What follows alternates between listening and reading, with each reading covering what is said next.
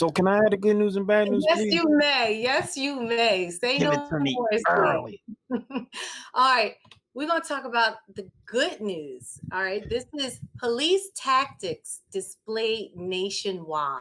All right. Many officers have been using excessive force during the political protests and unrest for George Floyd and other people of color who have died of police brutality and systemic racism.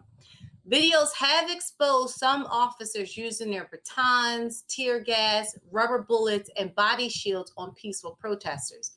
This all comes in the midst of a 3-month pandemic, combined with the police killing of an unarmed Black man caught on video. Many people were fed up, just like pressure is created. The force of a collision of gas molecules generates explosion. So protesters have spread over 500 cities and towns in all 50 states, in addition to other continents across the globe like Africa, Europe, and North America. This is in support and seek justice again for George Floyd and other Black and brown people who have died due to white supremacy and police brutality. And with many laws like the slave law, the civil acts rights, and the anti-lynching bill in honor of Emmett Till have all been created to provide Black people with equal rights. So due to the protesting, many states are now looking to enforce new laws within the police departments. One sheriff in Oakland is looking to have officers perform a polygraph test, which the applicant will be asked what their intentions are on being a police officer and a series of race-based questions. In 2008, Shirley Weber, a Democrat of San Diego, pushed for the Police Accountability and Community Protection Act, and it will be the first of its kind to raise the legal threshold for when officers can use deadly force and require police to use non-lethal options first.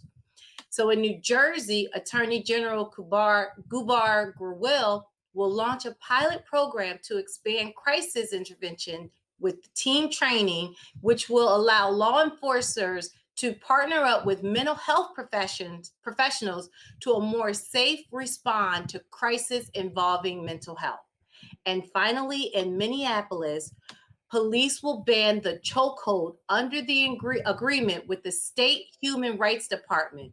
It also requires other officers to intervene if they see another officer using unauthorized force, including neck strains or chokeholds. And if they do not intervene, the same discipline will be able to be held against the police officer who didn't break it up. So it's almost as if they committed the violation themselves. That's great. So you would think these are things we would probably be doing now. Yeah. But not. You know what? Wow. I want to bring this picture back up real quick because not too long ago, right? They were using water hoses on us, right? Dogs, yeah. They were using, dogs in the midst of peaceful protests. If you look at some of these pictures, it looks very similar, right? Hitting us with batons, and you see this gentleman on the ground, and it's just us being as peaceful as we can, right? Hands up. But remember, we just had a conversation about, unfortunately, our skin color becomes intimidating and a weapon to them. Yeah. The one thing, we can put our hands up, but to them, we're still a weapon, which is a problem. And, to see that now people who don't necessarily look like us are starting to get involved and support the protests, but also becoming victims. Wow. This is why you're starting to see a lot of officers who are being held accountable, right? The fact that some of our, white folk are becoming our kinfolk now because they are suffering from, this violence, right? Yeah. When you talk about how can they use their white privilege, this is how it's starting to happen to them. but they have more connections and resources than a lot of us. So now it's like, wait.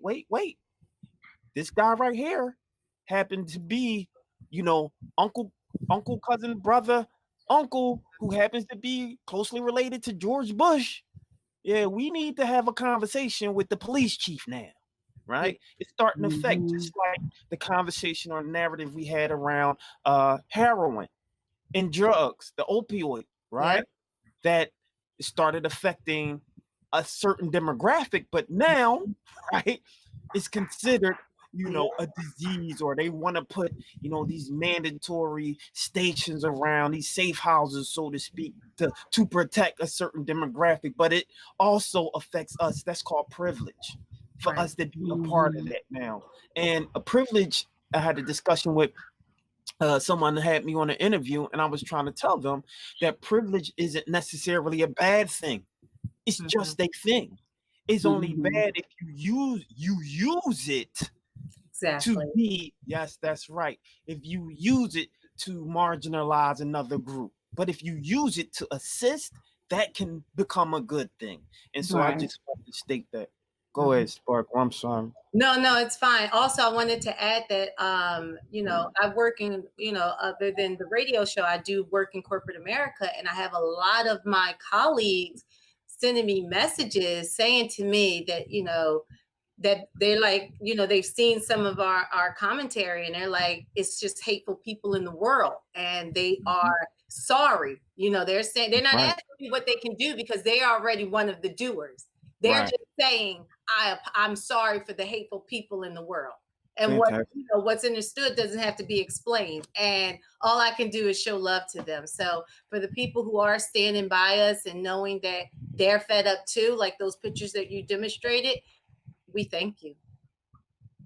That's right. And, I would be remiss if I don't acknowledge them and say thank you and say that I appreciate that, because we're quick to say, I know I'm quick to say, yo, this guy is being bigoted and what he's doing is wrong.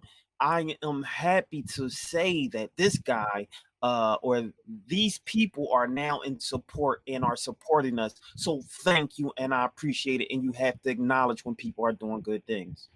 Yeah. So honestly, I know you call it the bad, but that was considered the good news based on the protest and everything. I feel that. That's okay. So here is some bad news, in my opinion. I titled this "Millions of Injections for the Coronavirus." So in wake of all the protesting, we've not discussed much of the COVID-19, but she's still around.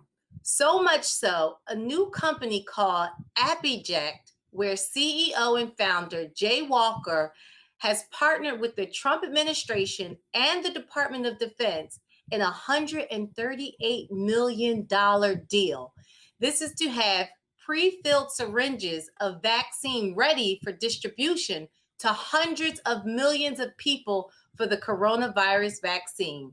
They're calling this Project Jumpstart. So currently the U.S. does not have a manufacturing system that creates the mass number of pre-filled syringes that are going to be used for this vaccine. So Addict will choose the manufacturer who has a system that only needs to upgrade the facilities, and then to create the mass amount of pre-filled syringes that need to be produced. Then starting next year, the U.S. will build brand new factories that are capable of producing up to 330 million doses every month. You heard that right. 330 million doses per month. The interesting thing about this new pre-filled syringes is that they have what they call a RFID chip in each syringe. That stands for radio frequency identification. This technology will allow the manufacturer to know where each dose was used and to ensure the buyer of its authenticity and the expiration date. This chip is not injected into people, and it's an optional use that the U.S. is still determining if they want to use that feature.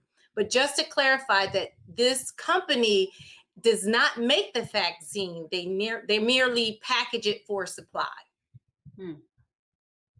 So imagine what's going on behind the scenes. COVID is still very alive.